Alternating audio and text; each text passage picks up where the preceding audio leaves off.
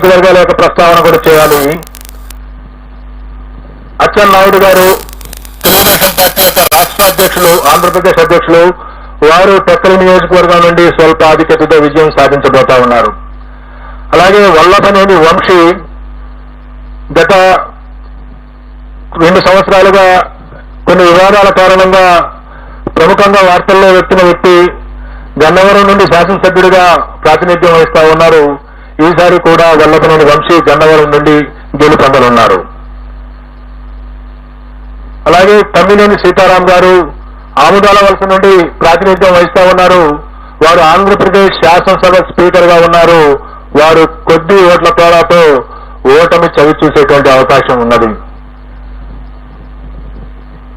అలాగే రఘురామకృష్ణరాజు గారు, కనుమూరి రఘురామకృష్ణరాజు గారు ప్రస్తుతం నర్సాపురం నుండి ఎంపీగా ఉంటూ ఇటీవల తెలుగుదేశం పార్టీలో చేరి ఉండి నుండి శాసనసభకు పోటీ చేయడం జరిగింది.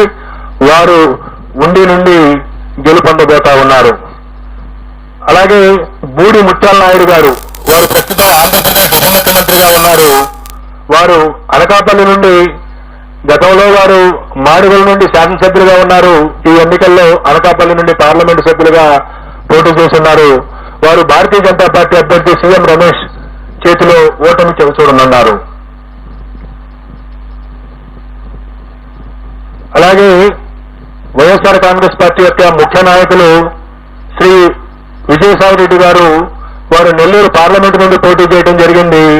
వారు నెల్లూరు పార్లమెంటు నుండి ఓటమి చవిచూడబోతా ఉన్నారు. రాష్ట్రంలో హోరాహోరీ పోటీ జరిగినటువంటి పార్లమెంటులో అమలాపురం పార్లమెంటు, రాజమండ్రి పార్లమెంటు, నర్సరావుపేట పార్లమెంటులో ఫలితం కేవలం 2 లేదా 3 శాతానికి లోబడి ఉండబోతా ఉంది. ఈ విధంగా రాష్ట్రంలో ఉన్నటువంటి 4 రాజకీయ పార్టీల యొక్క ముఖ్య నాయకుల యొక్క గెలుపు ఓటముల్ని మనం చర్చించుకున్న తర్వాత ఈ ఎన్నికల్లో కీలకమైనటువంటి అంశాలను కూడా నేను ప్రస్తావించవలసి ఉంటుంది.